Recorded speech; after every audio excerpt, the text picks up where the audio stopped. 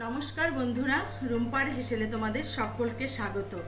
আমি আবার একটি নতুন রেসিপি নিয়ে চলে এসেছি। আমার আজকের রেসিপি ঝিঙের একটি রেসিপি। তা এটা তোমাদের প্রথম থেকে শেষ পর্যন্ত দেখতে হবে, তাহলে তোমরা বুঝতে পারবে আমি রেসিপিটা কিভাবে তৈরি করছি। তাহলে চলো দেখে নেওয়া যাক আমার এই আজকের রেসিপিতে কি কি লাগছে। এখানে দেখো আমি আলু ডুমু ডুমু করে কেটে নিয়েছি, ঝিঙে আমি এভাবে ছোটো ছোটো করে কেটে নিয়েছি, তোমরা চাইলে বড় করেও কেটে নিতে পারো। এখানে আছে আদা গ্রেট করা, তোমরা চাইলে আদা পিষে নিতে পারো। কাঁচা লঙ্কা, ফোড়ন আছে 5 ফোড়ন, শুকনো লঙ্কা, তেজপাতা, টমেটো, এখানে আছে মুগ ডাল আর জিরের গুঁড়ো।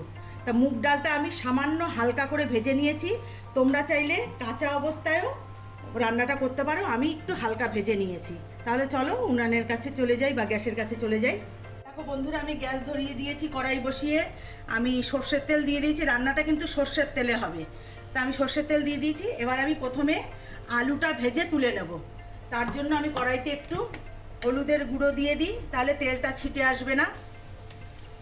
বন্ধুরা, তোমাদের কিন্তু প্রথম থেকে শেষ পর্যন্ত ভিডিওটা দেখতে হবে, তাহলেই কিন্তু বুঝতে পারবে আমি রান্নাটা কিভাবে কি করছি। প্রথমে আমি আলুটা ভেজে তুলে নিচ্ছি। আলুটা আমি ভেজে তুলে নিয়েছি। এবার ওই তেলের মধ্যেই আমি আরেকটু তেল দিয়ে দিয়েছি। এবার দিয়ে দেবো ফোড়ন, 2টো তেজপাতা, শুকনো লঙ্কা, আর দিয়ে দেবো 5 ফোড়ন। তোমরা চাইলে এটা জিরে ফোড়নও দিতে পারো, কোনো অসুবিধা নেই। এটা একটু ভেজে নেব।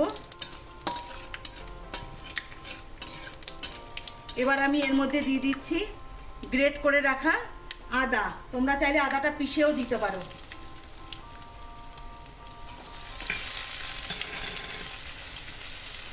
এবার আমি এর মধ্যে দিয়ে দেব কাঁচা লঙ্কা। ঝালটা তোমরা তোমাদের পছন্দ অনুযায়ী দেবে, আমি যেহেতু একটু ঝাল ঝাল পছন্দ করি তাই লঙ্কাটা একটু বেশি দিলাম। এবার দিয়ে দেব কেটে রাখা ঝিঙে। এবার মশলার সাথে আমি ঝিঙেটাকে একটু ভালো করে কষিয়ে নেব।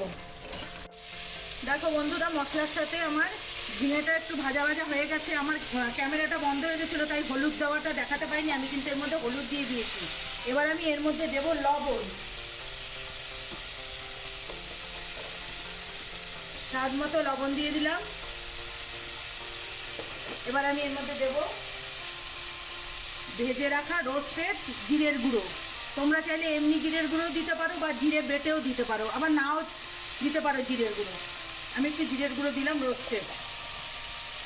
এবার এর মধ্যে দিয়ে দেবো ভেজে রাখা মুগ ডালটা।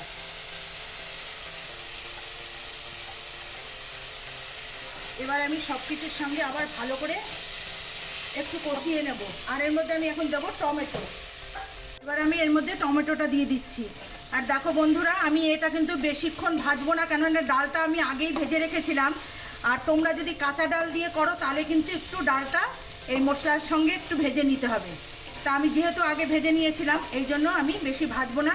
আমি এবার এর মধ্যে দিয়ে দেবো সামান্য একটু জল। তা বন্ধুরা, তোমরা তো ঝিঙের অনেক রকম রেসিপি করে খেয়েছো, এইভাবে করে খেয়ে একবার দেখবে, খুবই আশা করব খুবই ভালো লাগবে। তা জলটা আমি বেশি দেবো না, এটা মাখো মাখো হবে, শুধু ডালটা সিদ্ধ হওয়ার মতন আমি একটু জল দেবো। এবার আমি এর মধ্যে দিয়ে দেবো ভেজে রাখা আলু। আলু দিয়ে আমি ঢাকনা ঢেকে এটাকে আমি ফুটতে দেবো 10 থেকে 15 মিনিটের মতন, কারণ মুগ ডাল সিদ্ধ হবে। আমি এর মধ্যে দিয়ে দেবো ভেজে রাখা আলু। এবার আমি ঢাকনা দিয়ে ঢেকে মিনিট 15 আমি ফুটতে দেবো। মিনিট 15 পর আমি ফিরে আসছি। বন্ধুরা, এটা কিন্তু অবশ্যই তোমরা একবার বাড়িতে ট্রাই করবে, খুবই ভালো লাগে। বন্ধুরা, 15 মিনিট পর ফিরে এলাম, ঢাকনাটা তুলে নিচ্ছি। মাঝে আমি অনেকবার ঢাকনাটা তুলে নাড়াচাড়া দিয়ে নিয়েছি, নাহলে তলাটা লেগে যেত। দেখো আমার হয়ে গেছে, ডালটা কিন্তু একদম গলে যাবে না, একটু গোটা গোটা থাকবে, সবই সিদ্ধ হয়ে গেছে। এবার আমি এর মধ্যে দিয়ে দেবো একটু চিনি, যেহেতু নিরামিষ তাহলে ভালো লাগবে, নুন ঝাল মিষ্টিটা হলে পরে খুবই ভালো লাগবে খেতে। এটা কিন্তু খেতে দুর্দান্ত হয়। আর এটা কিন্তু সম্পূর্ণ একটি নিরামিষ রেসিপি। তোমরা কিন্তু বাড়িতে বয়স্ক মানে মা ঠাকুমা থাকলে পরে যারা নিরামিষ খান তাদেরকে এইভাবে রান্না করে দিতে পারো, তারাও কিন্তু খুব ভালো খাবে। আর এটা কিন্তু তোমরা রুটি, গরম ভাত সব কিছুর সঙ্গেই চলবে। এবার আমি এর মধ্যে দিয়ে দেবো ঘি। ঘি দিয়ে দিলাম। যারা ঘি পছন্দ করো না তারা দিও না, বা গরম মশলা যারা পছন্দ করো না, এর মধ্যে তোমরা তাহলে ধনেপাতা কুচিও দিতে পারো।